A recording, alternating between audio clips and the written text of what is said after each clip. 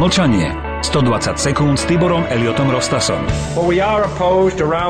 Celosvetovo sme postavení pred jednoliatú a bezohľadnú konšpiráciu, ktorá spolieha predovšetkým na tajné prostriedky pre rozširovanie sféry svojho vplyvu. Na infiltráciu namiesto invázie. Na prevraty namiesto volieb. Na zastrašovanie namiesto slobodnej voľby. Na partizánov v noci namiesto armády vodne. Je to systém, ktorý odviedol rozsiahle ľudské a materiálne zdroje na vytvorenie hustej siete. Vysoko účinnej mašinérie, ktorá spája vojenské, diplomatické, spravodajské, ekonomické, vedecké a politické operácie. Jej prípravy sú skryté, nie verejné. Jej chyby sú ututlávané, neobjavia sa na titulných stranách.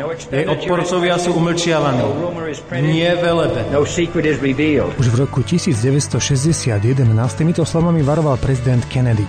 Mal vtedy v úmysle zamedziť nespútanej moci bankárov tým, že začal vydávať bankovky kryté striebrom.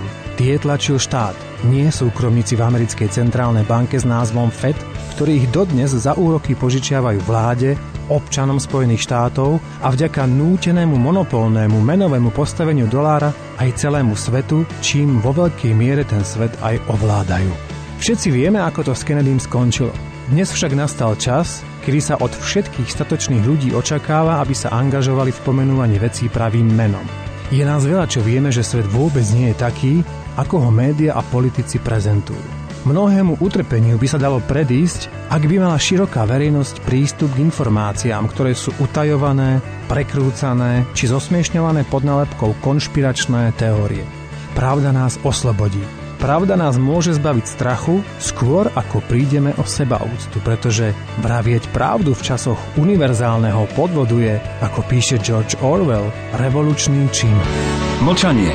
120 sekúnd s Tiborom Elliotom Rostasom. Pondelok až piatok po 18:00. Viac na www.radioviva.sk.